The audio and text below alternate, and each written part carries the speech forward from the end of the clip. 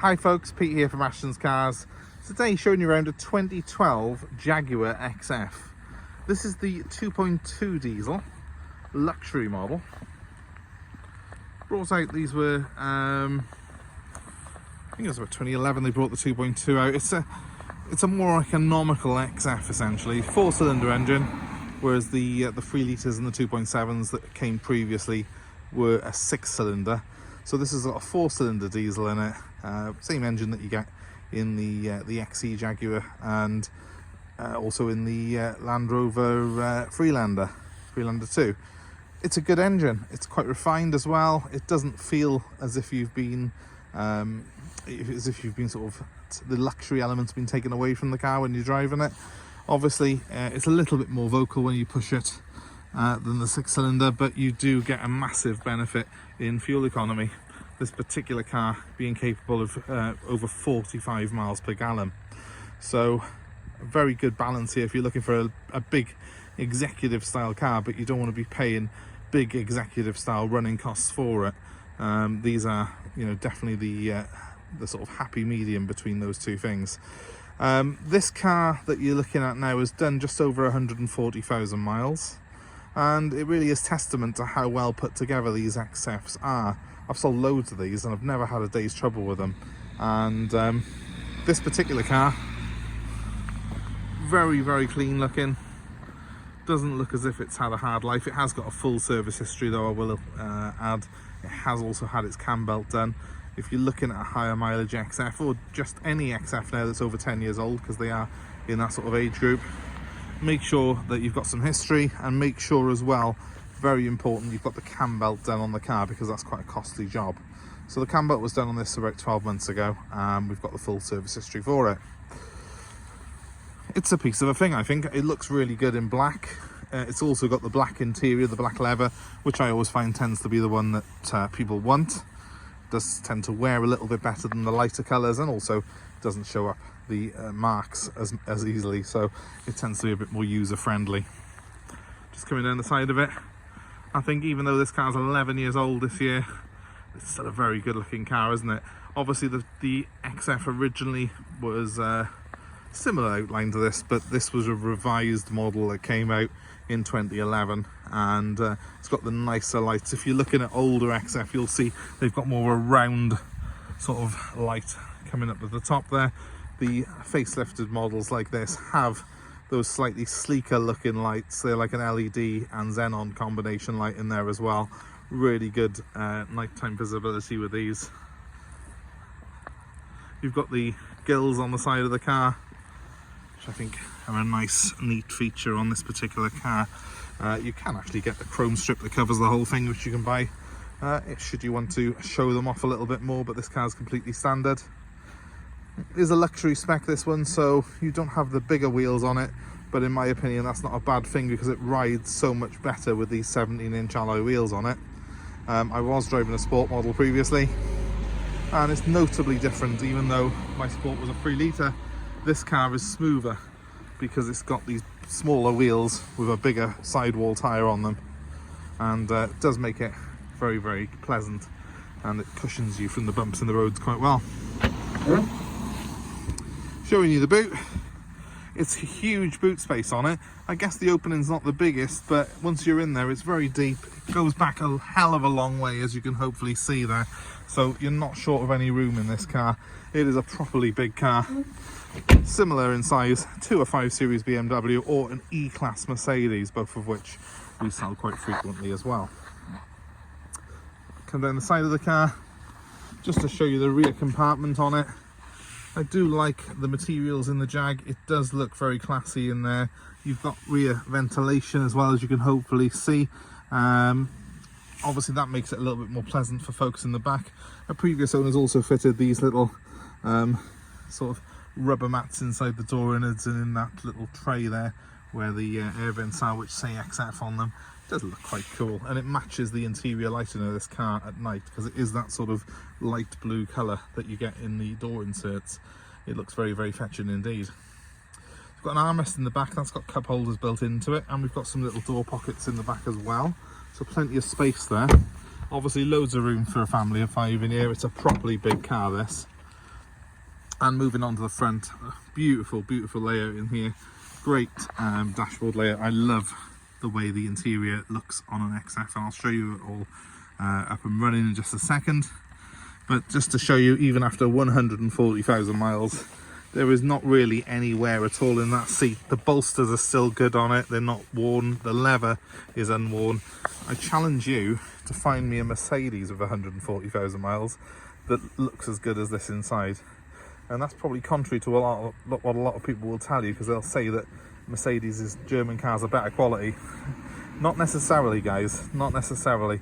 These XFs are really well put together. They got proper leather in them, and it wears really well. So, nice interior. Let's jump in behind the wheel and have a look, see how things work. So, it's a very pleasant place to be, first of all. The layout I love. It's a revised model. When they did that exterior revision in 2011, they also upgraded the interior on these cars. Being a Jag, there's wood inserts in those doors, as you can hopefully see. It's a bit dark in here actually, let's just turn that up. So you've got wood inserts in the doors, you've got wood inserts here as well, but it's not too in your face, it looks modern still. That's a dark wood as well. You know, it doesn't sort of scream at me, but it has got that sort of Jag traditional sort of look as well. The car is keyless. I've actually got 3 keys for this particular car, all remote, all completely keyless. I've got a key on me at the moment, so if I press this button by here, she will start up. When I do that, the gear selector rises and the vents open as well. And let's just turn that right down. And let's show you what we got here. So one thing that I love on these cars, it has got this big touchscreen that dominates the dashboard. That's pretty much standard fitment in most cars these days, but I have also got manual buttons here, so as I can select my navigation, or I can select my phone without having too much of a sort of stress trying to go through sub menus on here. And I've just got a big menu button there which takes me back to the original screen should I want to. Similarly, I've got buttons here for the passenger and driver's side for temperature controls, and I've got a nice neat dial to turn the blower up and down. Simple and easy. Same with the volume switch. Simple and easy. That's what I like in a car. You know, especially when you're jumping in and out of a lot of cars like I am day to day, it's nice just to be able to reach over and turn the knob to do your volume or your blower. And too many cars now have gone 100% onto the touchscreen, which means they look very simplistic and uncluttered, which looks aesthetically pleasing, yes, but it does make them a lot harder to use. And I don't want to be taking my eyes off the road just to turn my blower up or change my temperature controls. I find the Jag a very user-friendly design, so hopefully you will too. You've got a switch here for your front heated screen. Yes, front heated screen in a Jag. You don't get that in many cars, and also obviously the rear heated screen as well. As I said, this is the gear selector on the Jaguar. It's really easy to use. You've got a foot on the brake to do it. Select reverse, neutral, and drive. And you probably saw the parking sensors come up on that screen then when it goes into reverse. This particular one has not got the reversing camera, although that is quite common on the premium luxury upwards. But with the sensors it's got on it, you don't really need a camera anyway, so I wouldn't particularly be worried about that. I've got a sport mode as well, which I can press down and then across. That gives us a bit more kick down. It's an 8-speed gearbox in this car, so very, very impressive gearbox on it. And just put it back in park for a second, obviously, because we are parked up. And put the handbrake on, which is electric. So an electric handbrake there, dead easy to use. It's got hill start assist, that sort of thing on it as well, makes life easy. Has also got a snow mode, this car as well. I'm looking at the temperature outside now, which is 0. I might be needing it over the next few days. Couple of cubby holes by here, one there which has got a 12-volt socket on it, and at the moment it's got my key in it as well, and one by here which has got my air freshener in it from the car wash, and also some cup holders. So we've got 2 big cup holders, one little one in the middle there as well, should you wish to use that. You've got auxiliary sockets and USBs inside this big armrest here, massive glove box, and nice big door bins. So again, just as in the rear, there's plenty of storage room in the Jaguar XF. The wheel on its foot, as you'd expect, trimmed in leather, feels really nice. Steering is variable assistance, so it's very light when I'm parking the car, and weights up under speed to give me good feel, and it feels quite a sporty car. It does seem to shrink around you, this car. It feels more nimble and more agile than an E-Class. So if you want a bit more of a sporty drive, the Jaguar is definitely going to tick the boxes for you there. And in terms of fit and finish, as I say, I think the materials in this car are second to none. It all feels, sounds very solid. You can see that stitched leather on the dashboard there. The wood is very, very nice feeling, good quality trim. I don't think it's real wood by any means, but it does look quite impressive. And you know, it doesn't feel shiny and nasty like some of the wood and plastic trim that you get in some rival cars. So my personal preference on this sort of these cars definitely is towards the Jaguar. It is a very, very nice thing to drive, and there we are. I've just got my sat nav set up for you there just to show you a little bit how that works. It's a twin design screen, you've got a split screen on it, and also when you are driving, once you've set your destination, where it's telling me I'm low on fuel now, you get an arrow coming there telling you, pointing you in the next direction, you know, the next turning. So it's very easy to use, and it's again very simple, and the instructions are right in front of you, so you don't have any real issues using it. Apart from that, we've got cruise control, we've got electric everything as you'd expect. It's a luxury model. This is not top of the range by any means, but it's got every single thing on it I could imagine I would need from a car like this. So decent spec. If you're after slightly higher, then obviously premium luxury gets you things like heated seats, and then you can go into portfolio models which get huge wheels, leather headlining and stuff if you need that.